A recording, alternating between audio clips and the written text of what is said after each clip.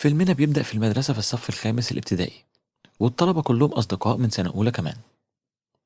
المدرسة بتاعتهم هم بيحبوها جدا، وبيظهر لنا أبطال الفيلم وهم السلحفاة سكويرتل والسحلية ليوناردو. بس كان بيحب يتقال له يا ليو. المدرسة بتاعتهم بتفاجئ الطلبة إنها هتاخد أجازة لحد لما تولد عشان هي تعبانة جدا، وهم كانوا بيحبوا المدرسة دي جدا، وإن في مدرسة جديدة هتبقى معاهم. الطلبة كانوا مفكرينها مدرسة طيبة زي اللي معاهم، لكن بيتفاجئوا إنها ست كبيرة وعصبية جدا، وبتتعامل معاهم بعنف، وبتحكم عليهم كمان إن لازم كل يوم طالب ياخد حيوان معاه ويحافظ عليه كنوع من أنواع المسؤولية. وبنبدأ بالبنت دي، وبالمناسبة هي كثيرة الكلام جدا. بتطلب إنها تاخد ليو، وهو بيفرح جدا لأنه كان مقرر إن أول ما يروح معاها البيت هيهرب ويعيش حياته بقى كأي حيوان في الدنيا. وكان بيحلم إنه يروح مكان اسمه إيفرجليدز. أول لما يوصل ليو البيت بيخرج من الحوض بتاعه وبيحاول يهرب، لكنه بطيء جدا، فبياخد وقت طويل على ما يوصل للشباك.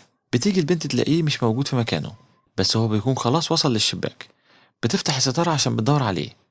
بيطير وبيقع على الدولاب، وفجأة بتسمع صوته وهو بيتكلم، فبتتفاجئ إنه بيتكلم. في الأول بتخاف، لكن هو بيترجاها ما تقولش لحد، عشان هو مش بيتكلم مع أي حد.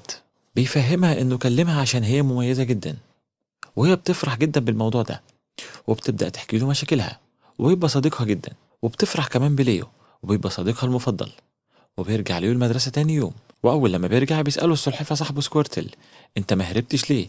إيه اللي رجعك تاني؟ قال له: حابة أقول لك بعدين. وبيجي الدور على طالب تاني عشان ياخده معاه، والمناسبة ده أغنى طالب فيهم. ومامته بتخاف عليه جدا لدرجة إنها بعت معاه درون. والدرون هو عبارة عن طيارة في شكل إنسان آلي بتاخد بالها منه. بياخد معاه ليو للبيت، وبرضه ليو بيتكلم معاه وبيفهمه إن يكلمه عشان هو مميز برضه، وإنه ما بيتكلمش مع أي حد. وبيصاحب ليو وبيبدأ يحكي ليه مشاكله، وليه بيعرف ايه المشاكل النفسية اللي عنده، وبيبدأ يقول له على الحلول بتاعتها. وبيرجع المدرسة تاني يوم وهو مبسوط، وكل مرة ليه فيها بيخرج مع طالب من الطلبة بيبقى مقرر انه يهرب، لكن الطلبة بتصعب عليه جدا. وكمان عشان هو عايز الفصل يكسب في مسابقة الفصل المثالي، والفصل اللي هيكسب هيروح ملاهي ماجيك لاند. ويجي الدور على البنت دي، ودي مغرورة جدا جدا جدا، وشايفة انها اجمل واحلى بنت في الفصل بل في المدرسة كلها. إضافة إن أبوها رجل غني جدا بيتكلم معاها برضه، وبيبدأ يوعيها ويعرفها غلطها. وبيكون ليو بالنسبة لها أكنه أبوها بالظبط، وبيبقى من أفضل أصدقائها. وهو كمان حبهم جدا وبيخاف عليهم. وبيجي دور الطالب الضخم، وده كان طالب فاشل في الدراسة وعايد السنة كمان. بس المرة دي السلحفاة سكويرتل هو اللي بيقرر إنه يروح معاه، وبيحاول يقلد ليو، لكن بالعكس ما عرفش يصلح أي اختلاف في الولد. وليو بيكون معاه برضه في نفس التوقيت، وبيدخل وبيكلم الولد، وهو بيقتنع بكلامه وبيبدأ يذاكر وبيتفوق كمان. وبتيجي البنت المغرورة بتاخد ليو معاها عشان عندها حفلة عيد ميلادها، وليو بيصاحب الحيوانات اللي موجودة في حفلة عيد الميلاد، وبيساعدهم ان هم يهربوا لما يقنع الطلبة ان هم لازم يهربوهم، والمفروض ان ليو كان هيهرب معاهم، لكن بيصعب عليه الطلبة وبيرجع ليهم تاني. المدرسة بتاعتهم بتشك في الموضوع، وبتقول ايه اللي عاجبكم في السحلية دي، وبتقرر تاخده معاها. وبيتكلم معاها ليو برضه، وبيعرف منها إنها عندها مشاكل نفسية جدا، وهو إنها دايما مخلينها مدرسة احتياطي مش أساسي، وما عملتش أي حاجة في حياتها ولا أي نجاح. بينصحها ليو إنها تسمع كلامه، وبالفعل بتغير معاملتها مع الطلبة، والطلبة كلها بتتفوق وبيتنسب مجهود ليو للمدرسة.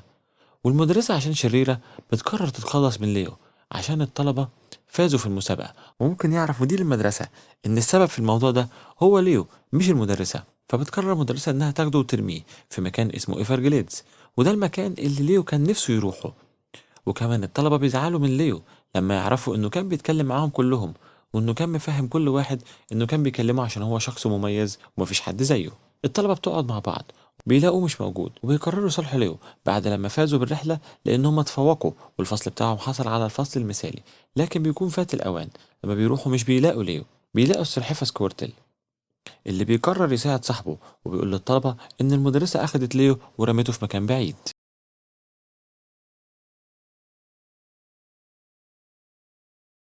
الطلبة بتواجه المدرسة وهي ضميرها بيصحى، وبتقرر ترجع ليو مع الطلبة تاني. وبيسرقوا الأتوبيس اللي هم كانوا رايحين بيه الرحلة عشان يروحوا يجيبوا ليو، وبيلحقوه في الآخر قبل لما التماسيح تاكله. وبيرجع ليو للمدرسة، وكمان الأستاذة اللي كانت في أجازة بترجع. بس هنا بقى المدير بيطلب من المدرسة الاحتياطي إنها تمسك فصل أساسي بعد لما شاف مجهودها، بس هي بتشرط إنها تاخد ليو سكورتل معاها. وبيخلص هنا فيلمنا. لو عجبك الفيلم ادعمنا بلايك واشترك في القناة ليصلك كل جديد.